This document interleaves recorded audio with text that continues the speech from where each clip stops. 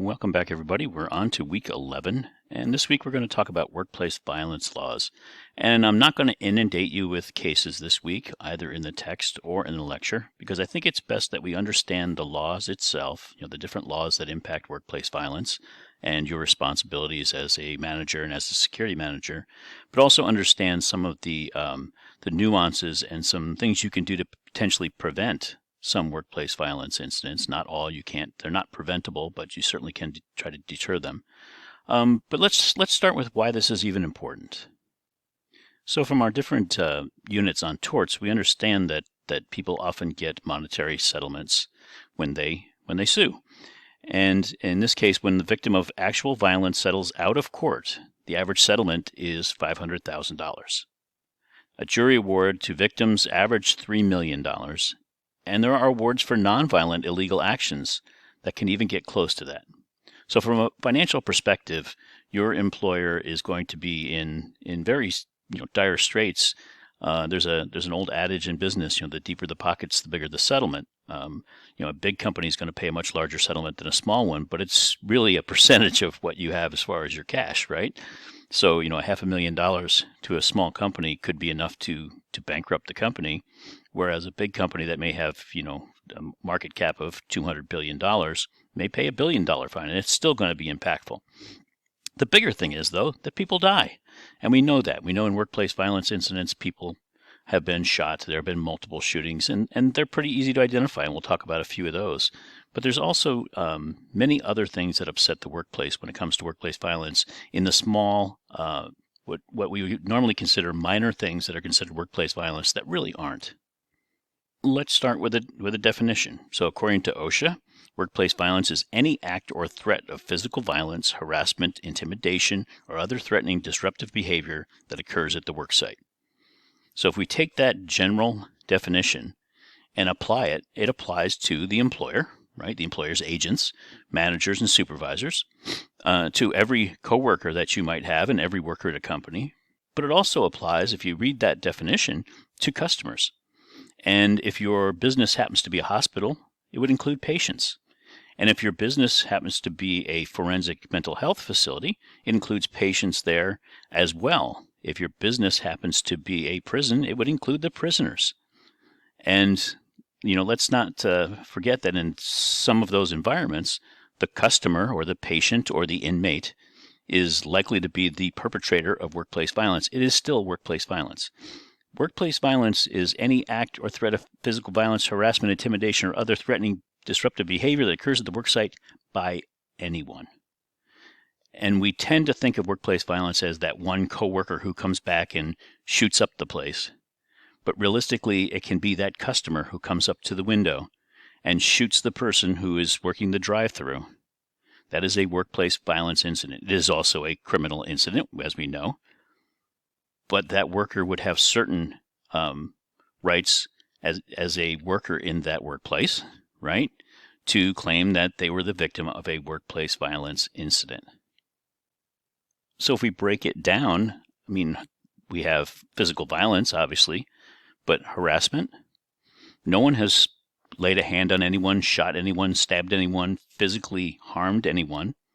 But harassment, intimidation, and threats all are part of the definition by OSHA of workplace violence. The legal definition of workplace violence, includes harassment, intimidation, and threats. Now, I could give you an exhaustive list of workplace violence incidents of the highest level. And here are just a few of them. 1986, the Postal Service shooting in Oklahoma, 15 dead, 26 injured. That's where the phrase going postal came from. There was another one, I believe, in 93 or 94, which was a female who worked at the Postal Service, did the same thing. The death count was a little less, but it just reinforced that whole saying of going postal. Just for trivia, that's where it came from.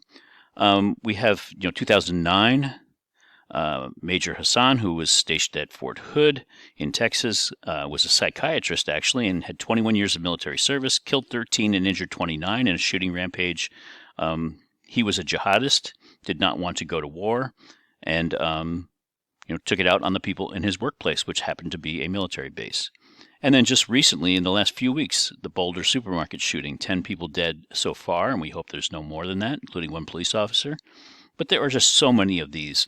If you go through history, you could probably list 100 or more in the U.S. alone of workplace shootings with multiple victims, either dead or injured, as part of a workplace violence incident.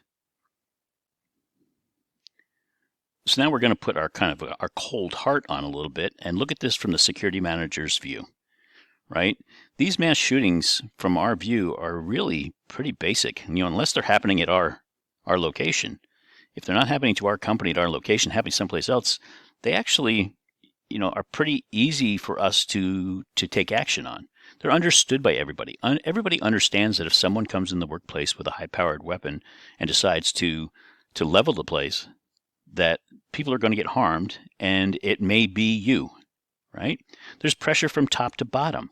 Everybody from the person who works the production line in a manufacturing facility to the CEO of the company is concerned about that mass shooter, right? What are we doing? Every time there's a mass shooting in the U.S., every security manager in the U.S., and I'm willing to put a month's pay on this, gets asked the question, are we ready? What would we have done differently? What could we do to prevent that? And the answer on prevention is nothing. But on deterrence, there are a number of things. They're easy to identify from a socialization standpoint, right? I mean, people see it on the news, they automatically know that this happened in a workplace. I'm in a workplace, this could happen to me. It raises the anxiety, but you don't need to go out and explain it to people. They get it. It's also easy to get funding for. And that's a very cold-hearted fact as a security manager. If there is a shooting somewhere, and you have a hole in your security that could allow it to happen at your facility, and you identify that to decision makers, you will likely get funding to fill that gap. And unfortunately, there are regular and frequent reminders of this because there are probably 3 or 4 per year anymore of multiple victim gunshots in the workplace. Workplace violence incidents that have multiple victims are always in the news. There's constant reminders. So from a pure cold, hard fact as a security manager, these incidents allow you to bring to the forefront any gaps you may have in your physical security plan or in your managerial plan, in any one of your plans that may be something that could cause this. You're not automatically going to get an audience when you go in after a shooting to say, this could happen to us because, and you will likely get funding. It's a cold, hard fact, but it is something that you have to understand because there's a saying in security that don't let a good crisis, go unscathed, right? You want to go in and plead your case. You don't want to try to tie something, funding to something that doesn't exist. You don't want to cry, the boogeyman is here. But it is very easy for a security manager to go in after a shooting incident that's been very public to ask for funding and ask for improvements and ask for staffing to make sure it doesn't happen at their place. And that's all well and good. And that does help your program, and it will toughen the security on your location. But we have blinders when it comes to the other things outside of the physical violence, the bullying, the idle threats that get ignored, and something I call the drip, drip, drip of intimidation, the constant harassment and bullying of employees that tends to push them to the edge where the likelihood of a physically violent incident is highly raised. And there are laws that also regulate bullying and harassment in the workplace, and we have blinders on when it comes to those. And it's mainly because we don't see that bullying can give rise to a sudden incident. Think about when you were a little kid, you were in 2nd grade, and the bully picked on you. Don't even think about yourself. Think about every movie about elementary school where the bully picks on some kid. Finally, the kid has it, and he smacks the bully in the nose. The bully goes down, there's blood, and the bully cries and goes away, and it's a happy ending for everyone. But that is how bullying works, right? People get bullied, they get bullied until they can be bullied no more. And it can give rise to a sudden incident, which could include physical violence. The idle threats, if we ignore idle threats made by people, they could become part of a pattern. And that pattern then becomes something that we shouldn't have ignored because there were so many warning signs. Someone who constantly in the workplace says, I'm going to kill that guy, they need to change their wording. I'm angry with you is a little bit better. Because if indeed that person ever did go off, somebody's going to claim you had warning signs. They said it constantly. And then there are definite legal implications to the constant and even what we would consider to be low-key bullying of employees, generally by managers, but not always, and you'll see that in the literature for the reading this week.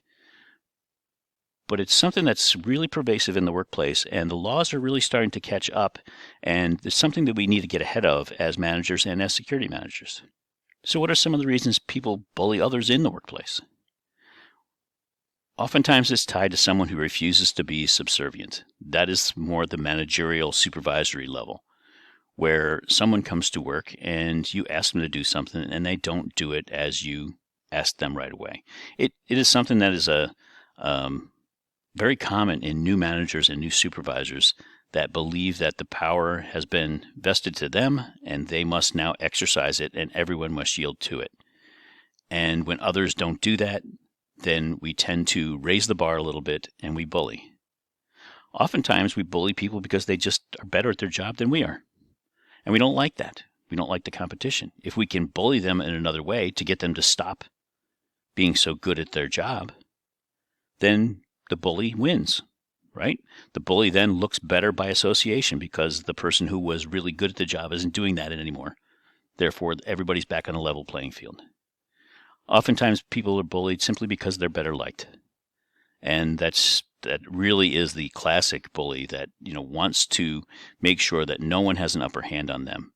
And then in the workplace, oftentimes we have responsibilities, as we know, to report frauds, crimes, violations of policy. It's oftentimes written into our policy handbooks that we have a duty to report those things. And when we do, oftentimes people are bullied for it.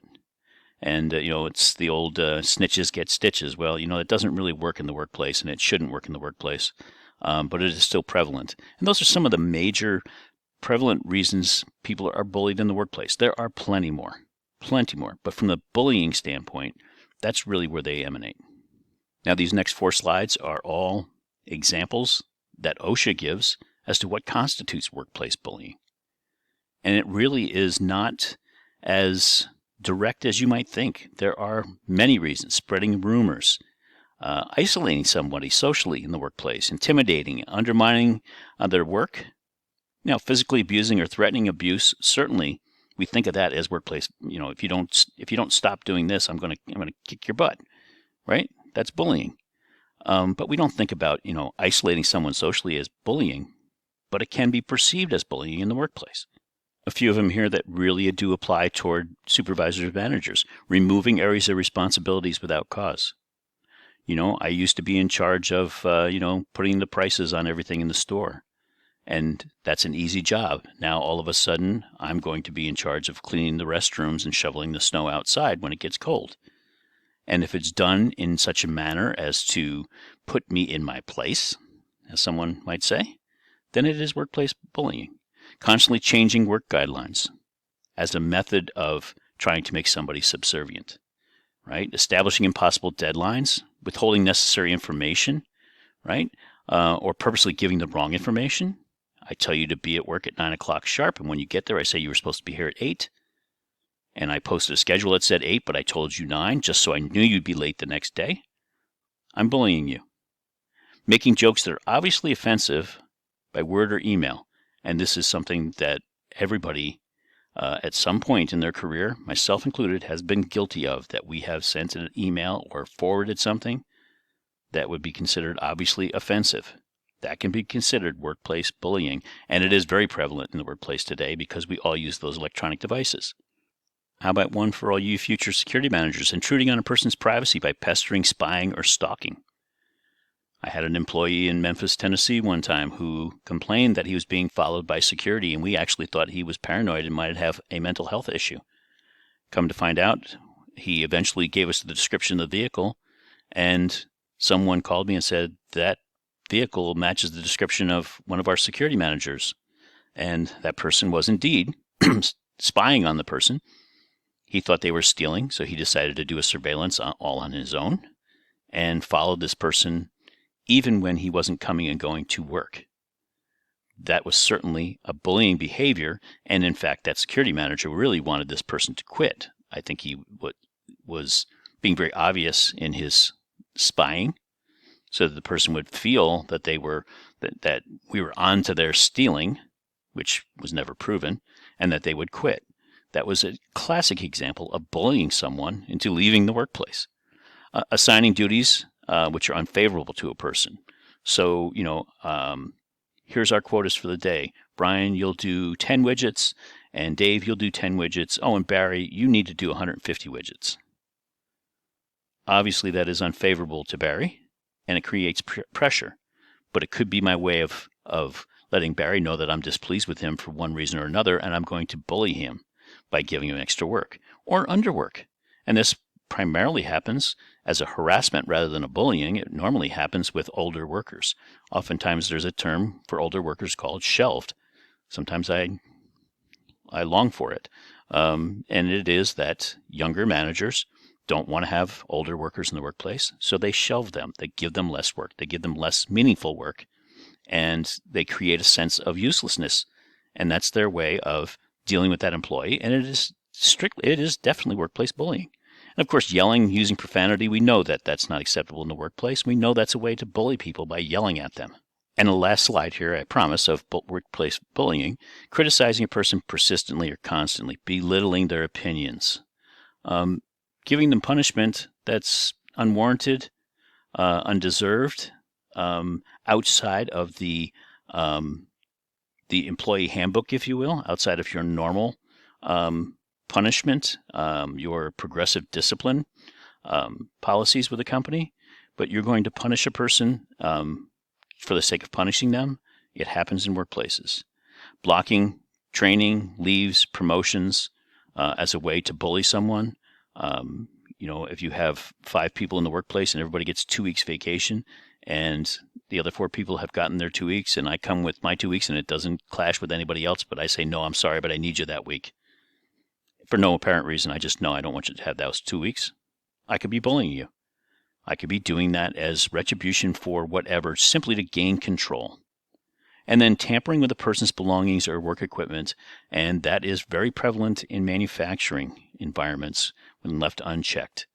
People oftentimes will tamper with somebody else's equipment as a way to slow them down if they happen to be doing more work than other people.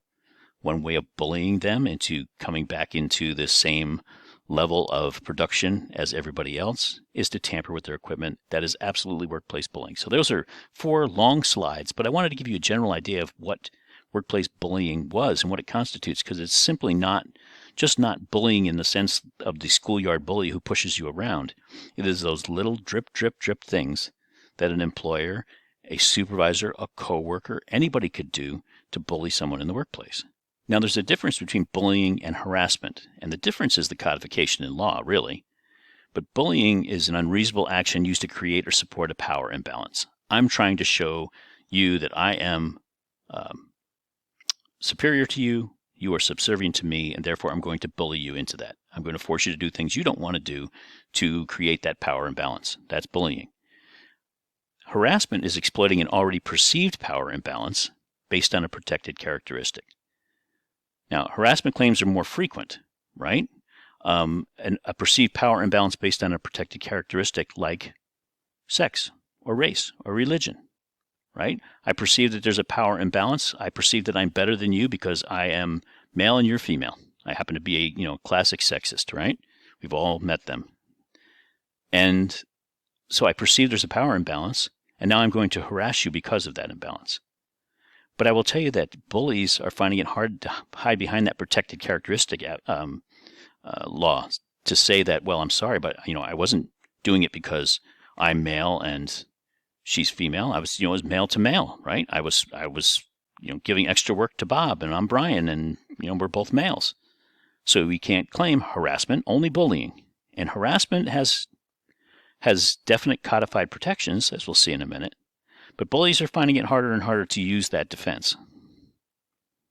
So the difference really is, and you've heard both of these terms, I'm sure, a toxic office culture, toxic work culture, versus a hostile work environment. A toxic culture, it's not legally codified. There's nothing in law that says that you can't have a toxic work culture.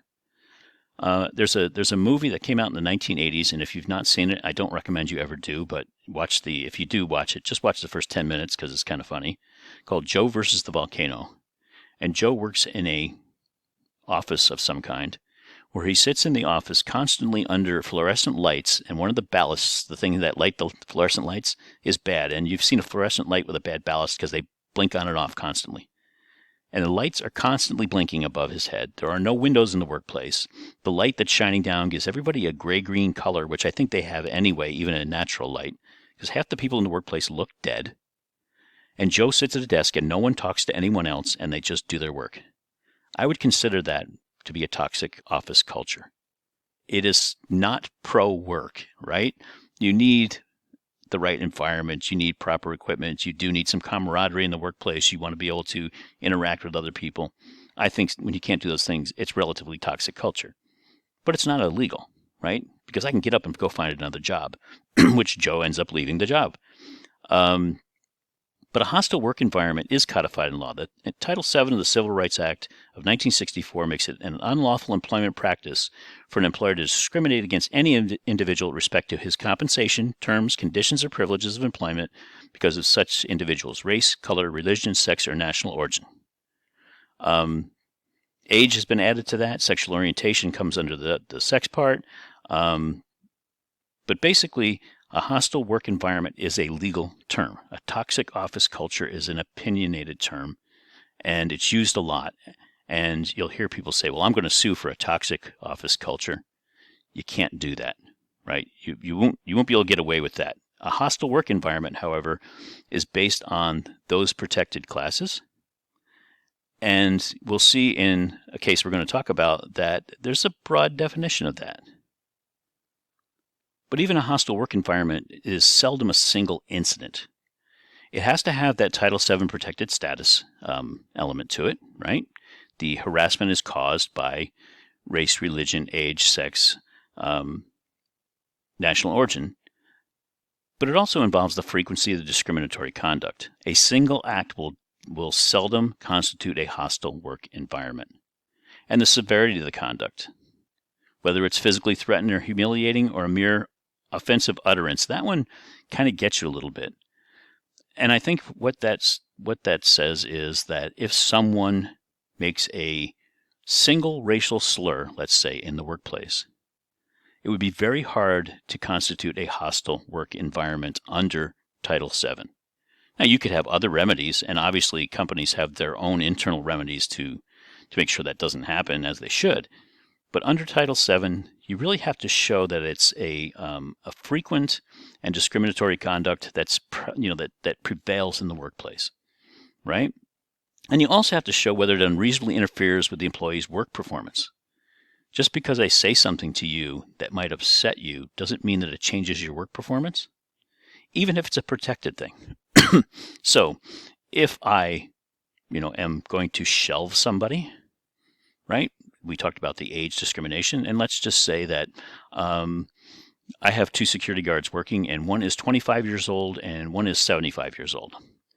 And I need someone to go up on the roof to check on an alarm that came in from a roof hatch, right? Roof hatches sometimes have alarms on them so people can't lower themselves into your building. I need somebody to climb up a ladder to go up there, and I decide to send the 25-year-old, right? Does it unreasonably interfere with the employee's work performance of the 75-year-old? I don't think so. Now, I need to be careful that I make sure that I spread the work evenly and that I don't, use age as the basis for that. But I may make a single decision at one point to say, Bob is 75. He doesn't look well today. I know that his leg is bothering him, and I'm not going to send him to climb the ladder. I have not created a hostile work environment for Bob. It hasn't reasonably interfered with his work performance. It's not physically threatening or humiliating. It could be considered a single, instance where, the alarm comes in once a year and just happened to be the day that Bob's leg is bothering him, and I decided to make that call based on whatever. It's really a combination of all of these things and looked at in totality. And that's one of the most important things we'll learn from Harris versus Forklift Systems, which is the only case we're going to talk about this week. Now, this case is pretty important because it was actually brought before the U.S. Supreme Court, sent on an appeal, an appeals court decision, and Mrs. Harris appealed to the U.S. Supreme Court, and they decided to hear the case. She worked at Forklift Systems Incorporated, and Mr. Hardy was her manager. Now, a lot of these are quotes. In fact, almost everything in this section is quotes from the actual opinion. And I think that's kind of cool because I love the way the Supreme Court writes. But Hardy often insulted her because of her gender, often made her the target of unwanted sexual innuendos. Hardy told Harris on several occasions in the presence of other employees, "You're a woman. What do you know? And we need a man as the rental manager." And at least once he told her she was a dumbass woman. This is a hell of a guy, right? We all want to work for Mr. Hardy. He sounds like a real sweetheart. Ms. Harris claimed Hardy created a hostile work environment. So here's what's at issue. When we look at Title VII, it talked about the prevalence and whether it required a change in the employee's work, right? Does Harris need to show a substantial harm to prevail here? Just because Hardy said those things, did it really change her work environment, right? Nobody's going to agree that, Mr. Hardy was a nice guy, right? He was a jerk. He was a workplace bully. But bullying and harassment are two different things, and harassment is covered by law. Does she need to show some severe emotional harm from what he did? Is it just him being merely offensive? Is that enough? That's really what was at issue in this case. So here's what the court said in their quotations, right? Conduct that is not severe or pervasive enough to create an objectively hostile or abusive work environment, an environment that a reasonable person would find hostile or abusive, is beyond Title VII's purview, right? It's not severe or pervasive enough to create an objectively hostile or abusive work environment. Likewise, if the victim does not subjectively perceive the environment to be abusive, the conduct has not actually altered the condition of the victim's employment, and therefore no Title VII violation occurs. So let's put it this way. If I am joking with you in the workplace, and every time you do something silly, I make the comment, "Oh my God, you're a moron," right? Not a nice thing to say to people, not a positive reinforcement of my employee, but I say it in such a way that we both giggle and we move on, is different than if I am working with someone whose IQ is low enough to classify them. The word moron is actually a term associated with someone's IQ, right? And that may be offensive to them. But if the person does not find it to be offensive, what the court is saying is that interpretation is really important to whether something is offensive. And in this case, they're asking, did Ms. Harris find this to be subjectively abusive? And did it alter the conditions of her employment? Now, Ms. Harris really didn't lose her job. She still kept her job. It didn't change the conditions of her employment.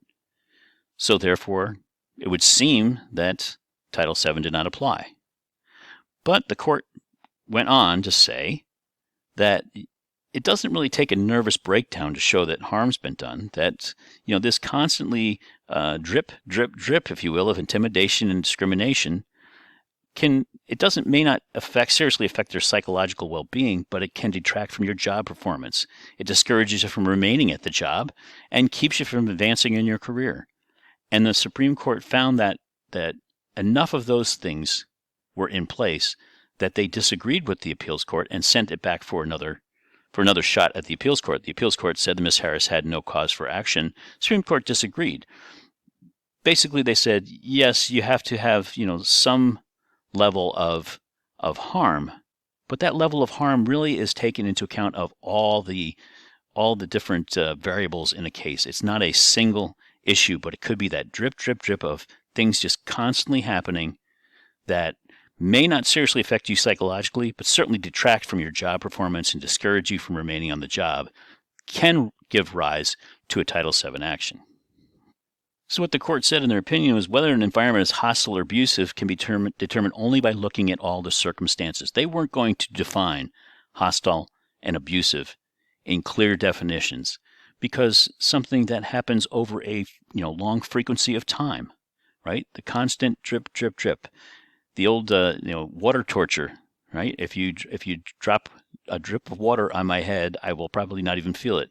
If you hold my head in place and you constantly drip, drip, drip, drip water on my head for a week, I will likely go insane, right? From the constant drip, drip, drip of that harassment. The same is true when it comes to bullying and harassment in the workplace. It doesn't have to be physically threatening or humiliating. The mere utterance thing, well, it's open to interpretation. But psychological harm is not the only factor when it comes to this. It really is a totality of the evidence of hostility and abuse and all the circumstances around that, which is why Ms. Harris prevailed and indeed did get a settlement in the end. I believe her settlement was $80,000. It was not a huge amount, but I could be wrong, and if I am, I will post that in the class shell. So knowing that the Supreme Court of the United States, our highest court in the land, takes the view that bullying in the workplace and harassment in the workplace both are a prevalent thing, right? Our reading this week showed us it's a prevalent thing. But if we take this chart, which came out of the reading from this week, and look at employers' reactions in the U.S. to bullying, 13% encourage it because they think it's necessary for competitive organization. 11% defend it when executives or managers are involved, right? Sometimes a person is considered a strong manager because he takes no crap from his employees, right? He's a strong manager because, he knew this guy was not gonna do well in the job, and he worked the system. He got rid of that guy, right? They defend it. They rationalize it. It's an innocent way. It's a way you do business, right? You've got to be tough in business. Well, 60% of the reactions of employers were negative and supported workplace bullying in some way by their actions. Either that or they discounted it, and then your head in the sand, you might as well be supporting. Now, 40% of those who were surveyed, and this was the Zogsby poll that was taken, acknowledged, and they showed concern for the affected workers. They worked to eliminate it through their policies and procedures, and they condemned it. They had a zero tolerance for workplace bullying and harassment.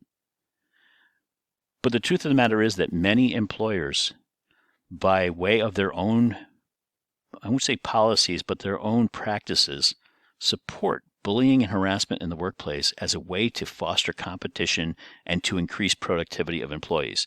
It backfires. It doesn't work. But know that it is prevalent and will be prevalent in workplaces where you become the security manager. So with all that happy news, that you're going into a workplace full of bullying and harassment, which you really, have I overstated? I don't think I've overstated. I think I may have overemphasized a tad. But it does happen in the workplace. And what can you do to prevent workplace violence when we look at it in its totality? Well, when we're talking about that, that workplace shooting, your strong physical security program, one geared toward access control especially, is important. There's, the old story in security is every day Mrs. Jones comes into the workplace with Mr. Jones' lunch. She carries in a little paper bag, and she's been doing it for 20 years. He works in the accounting department, and she comes in with a bag. In that bag, the guard says, "Hi, Mrs. Jones, how are you? Bringing Mr. Jones's lunch?" She says, "Yes." He says, "Okay, I need to look in the bag." And he opens the bag, and there is his bologna sandwich and his Jell-O and his napkin and a little love note. And the one day when the security officer is busy and Mrs. Jones comes in, he says, "Oh, okay, Mrs. Jones, go on ahead. Thank you." That's the day that Mrs. Jones realized that Mr. Jones was sleeping with his administrative assistant, and instead of a bologna sandwich, he brought in a Glock 9mm and wasted both of them. If you don't have a strong and consistent access control and physical security program, that is going to set you up for certainly problems when it comes to the legal side of that workplace violence, not to mention the carnage side, right? That people get hurt, and that's probably the most important thing. But when we look at it from a legal perspective and from a tort perspective, you are not going to be able to defend yourself if you don't follow your own policies. But when it comes to workplace violence more holistically, the bullying and harassment and intimidation, you need to understand the root causes. And security's job is to observe and report. And you should also be reporting on managerial practices that you see that you come across that could impact worker safety. If you are a good security manager and you see and you hear from people that so-and-so is a jerk in the workplace and as a manager to work for, and they're constantly bullying, harassing, intimidating their employees, you are responsible to report that. Security's job is to observe and report. And if you sit on things like that, then shame on you. It's the only way to say it, shame on you. You need to understand the law. Understand that Title VII, the Civil Rights Act of 1964, protects certain protected classes, but that workplace bullying could be based on any of those classes. And you need to watch your own behaviors. you are going to become a security manager or a manager in some fashion, manager, director, president, vice president, CEO. And I hope every one of you becomes a CEO. But you need to watch your own behaviors to understand whether or not your practices are rising to the level of bullying or harassment that we discussed here. So that's it for this week. I will go over a little bit about week 14 here in a second, but let's just recap the week real quickly here. So this week we had the lecture. It was pretty short, pretty sweet. There's reading. There's a fair amount of reading. I did not pull cases from the text this week. There is a section on workplace violence. I invite you to look over those cases if you so desire. Most of them are related to the Americans with Disabilities Act, rather. I just didn't find them to be great case examples. They're okay, right? You can learn from them, but I don't think it really matched the message this week, other than maybe the last case in that section, which I'll ask you to read. There's a quiz this week. In the syllabus, I had discussion, but last week I had quiz and we did a discussion. We did case briefs, and I wanted you to brief on those cases. This week I didn't see the value in that, so there's a quiz. It's not a difficult quiz by any stretch, because I want you to spend some of this week preparing for week 14. Getting the case briefs together. You're going to want to have those in front of you when I start peppering you with questions.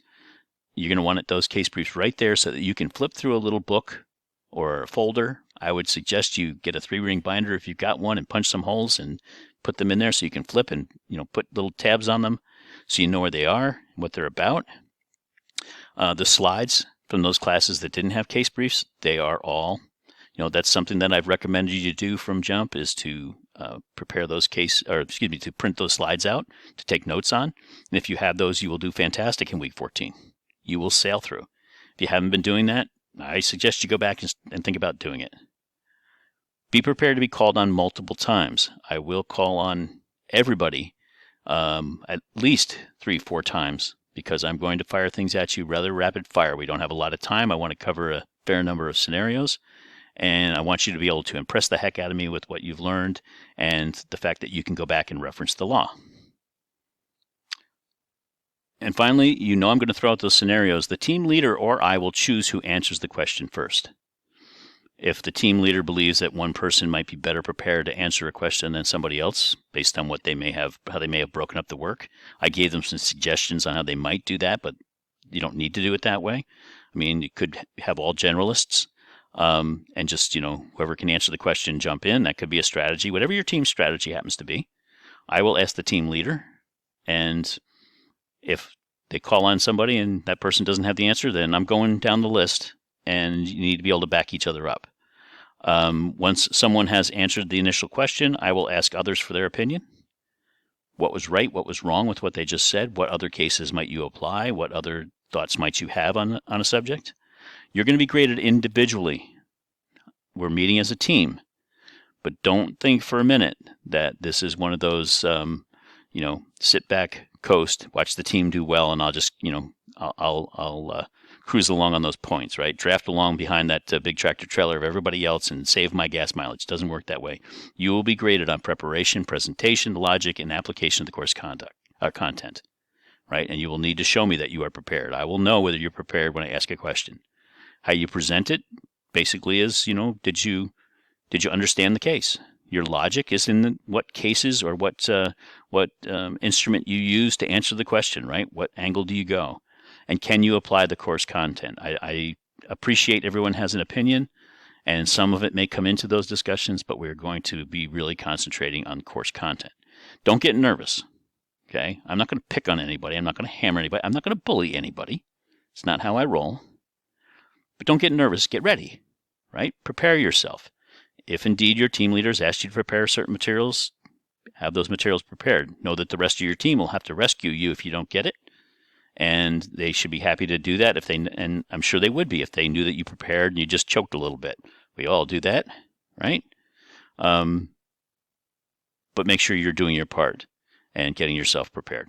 With that, have a great week. I will be around all week if you have questions. If you think about it, you may want to get that quiz done early. It is due Sunday, as they always are, but Easter week coming up, you may want to jump on it a little early so you can take some downtime with your family. Have a great week, and I'll see you on campus.